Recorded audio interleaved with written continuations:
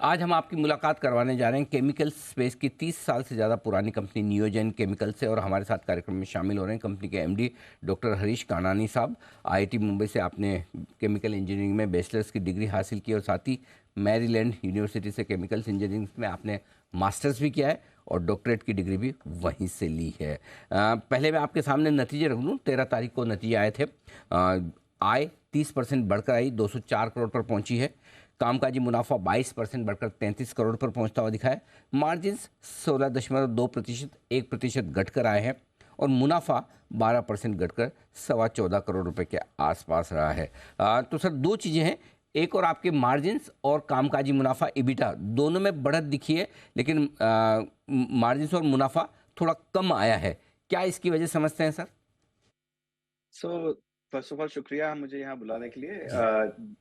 जैसे कि आपको पता है हमारे नियोजन में हम ब्रोमीन डेरिवेटिव्स बनाते हैं, एडवांस इंटरमीडिएट बनाते हैं और हम लिथियम सॉल्ट्स बनाते हैं। तो लास्ट ईयर लिथियम के प्राइसेस बहुत हाई हो गए थे। सो वर्ल्ड वाइड लिथियम की डिमांड बहुत ज्यादा थी। तो इसकी वजह से क्या है कि हमारे टॉप लाइन में हमारा टारगेट पूरे साल का था 600 करोड़ का, उसके सामने 686 करोड़ हुआ। तो ये जो एक्स्ट्रा 70 टू 80 करोड़ हुआ है, ये हायर लिथियम प्राइस की वजह से है, जो कि हमने हमारे कस्टमर को पास कर दी। एंड हमारा जो एब्सोल्यूट एबिटा का टारगेट था पूरे साल का 110 करोड़ का, उससे हमने ज्यादा ही थोड़ा किया हुआ है। सो जो हमारा एब्सोल्यूट एबिटा वो प्रोटेक्टेड था, बट बिकॉज लिथियम की प्राइसेस बढ़ गई जो हमने कस्टमर को पास ऑन की, सो परसेंटेज मार्जिन में वो थोड़ा आपको एक कम दिख रहा है। सो एबिटा परफॉर्मेंस जो हमने पहले प्रेडिक्ट करा था वो लाइन पे ही है, ऑलमोस्ट 30% का उसमें ग्रोथ है, which is what we had targeted. And जो अपना पैट का जो नंबर है उसमें थोड़ा इंटरेस्ट कॉस्ट बढ़ने की वजह से और बिकॉज हमने कुछ एडिशनल इन्वेस्टमेंट करे दहेज यूनिट में जो एसइजेड यूनिट में है, तो उसके वजह से थोड़ा हमारा इनकम टैक्स का जो कॉस्ट है वो थोड़ा ज्यादा आया, जिसकी वजह से थोड़ा पैट मार्जिन कम था। तो but operation wise business wise there is no change. And जो भी हमारा एक्स्ट्रा लिथियम का प्राइसेस था वो हम सारा कस्टमर को पास ऑन कर सकते थे ये। परफेक्ट, ठीक बात है। तो लिथियम के दाम बढ़ने की वजह से थोड़ा सा दबाव आया है, रॉ मटेरियल कॉस्ट बढ़ी है। तो सर बताएं, अब क्या कुछ दाम नीचे आते हुए दिख रहे हैं? और दूसरा, अभी हम सुन भी रहे थे कि एक तो जम्मू कश्मीर में और उसके बाद राजस्थान में भी बड़े भंडार मिले हैं लिथियम के। क्या उससे कुछ फायदा होगा? सो लिथियम के प्राइसेस दिसंबर जनवरी वर्ल्ड वाइड में पीक हुए थे। जो हमारे लिए ये पीक हमेशा 2-3 महीने बाद आता है, तो मार्च अप्रैल में हमारा ये पीक हो गया और अभी लिथियम के प्राइसेस घटने चालू हुए हैं। हालांकि 2 या 3 महीने घटने के बाद इंटरनेशनली अगेन अप्रैल के बाद इसके भाव बढ़ने चालू हुए। तो अगले 2 साल में ये लिथियम प्राइसेस का सप्लाई डिमांड पूरे वर्ल्ड में, हालांकि इलेक्ट्रिफिकेशन हो रहा है उसके वजह से ईवीज में मूव हो रहा है, इसलिए सप्लाई डिमांड जहां पे भी थोड़ी ज्यादा कम होती है तो प्राइसेस काफी वॉलेटाइल रहेंगे नेक्स्ट 2 साल में लिथियम के। बट नियोजन के कॉन्ट्रैक्ट्स और इसके वजह से वी हैव टेकन केयर कि जो भी बढ़ाव या घटाव आता है वो हम कस्टमर को पास ऑन करके अपनी जो मार्जिन है वो हम प्रोटेक्ट कर सकते हैं। आपका जो दूसरा क्वेश्चन था अबाउट जम्मू कश्मीर में और राजस्थान में जो भंडार मिले हैं, तो ये अभी बहुत अर्ली स्टेज पे है। इसको यूजेबल फॉर्म में कन्वर्ट करने के लिए अभी काफी सारा और इवैल्यूएशन करना है और ये सब करते करते 5 से 7 साल लग जाएंगे। हालांकि इसका एक पॉजिटिव इम्पैक्ट जो आया है कि जो भी लिथियम बैटरी की इंटरनेशनल कम्युनिटी है, इनको अभी इंडिया में इन्वेस्ट करने का या इंडिया के साथ जुड़ने का बहुत ही इंटरेस्ट हुआ है, बिकॉज आगे चल के फ्यूचर में हमको लिथियम मिलने की संभावना है। तो इसके वजह से रिसेंटली हमने भी एक मित्सुबिशी उबे करके जो जापानीज कंपनी है, इसके साथ हमने इलेक्ट्रोलाइट के लिए सबसे पहला वर्ल्ड का उनका मैन्युफैक्चरिंग लाइसेंस उन्होंने नियोजन को दिया हुआ है, जिसके अंतर्गत हम 30,000 मेट्रिक टन पर एनम का इलेक्ट्रोलाइट का प्लांट अभी प्लान कर रहे हैं। ठीक बात है।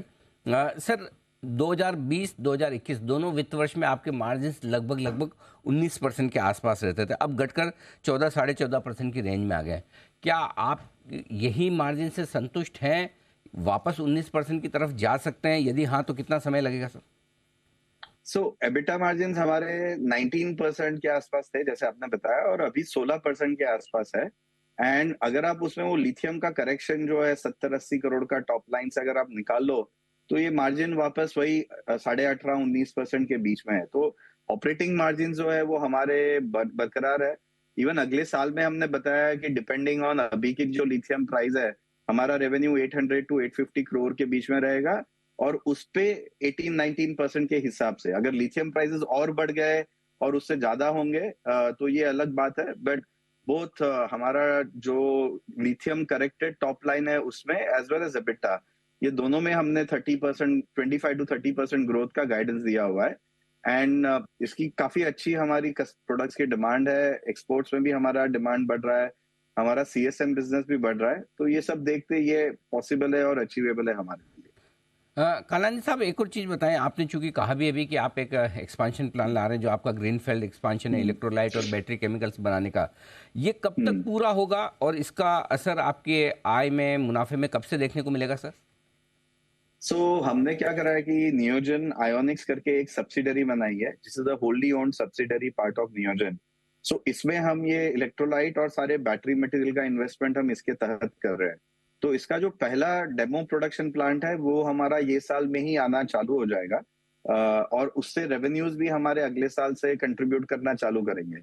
बट इंडिया में बैटरी मैन्युफैक्चरिंग जब बड़े पैमाने पे होगा, which is expected sometime in 2024 and 25, यानी FY25 और FY26, इसमें जो मैक्सिमम इसका प्रोडक्शन या डिमांड इंडिया में बढ़ने वाली है, तो ये साल है कि जहां पे आपको जो एक स्टेप चेंज बोलते हैं, जो एक बड़ा जंप बोलते हैं, वो आपको FY25-26 में ये जो लिथियम आयन बैटरी वाला बिजनेस है उसके थ्रू दिखाई देगा। ये छोड़ के हमने रिसेंटली और एक एन-ब्यूटाइल लिथियम, एक ऑर्गेनो लिथियम कंपाउंड होता है, ये इसकी एक कंपनी थी, यूएस बेस्ड कंपनी लाइवेंट, उनका इंडिया में एक प्लांट था, लाइवेंट इंडिया का प्लांट कॉल्ड ब्यूलाई केम। तो इसका हमने अभी टेक ओवर भी जस्ट कंप्लीट करा है, और इससे भी हमको ऑलमोस्ट 50 टू 100 करोड़ का एडिशनल रेवेन्यू मिलेगा। हालांकि ये जो है ये हमारे regular pharma agro intermediate business के अंडर आता है, और इससे भी हम पॉजिटिव ये साल और अगले साल में परफॉर्मेंस एक्सपेक्ट कर रहे हैं। ठीक बात है। तो ये है आपके लिए पूरा का पूरा आउटलुक नियोजन केमिकल्स पे डॉक्टर हरीन कनानी साहब की तरफ से। कनानी साहब, बहुत बहुत धन्यवाद सर, आपने समय दिया और नतीजों पर और आगे के आउटलुक पर विस्तार से हमारे दर्शकों से बातचीत की। तो मैनेजमेंट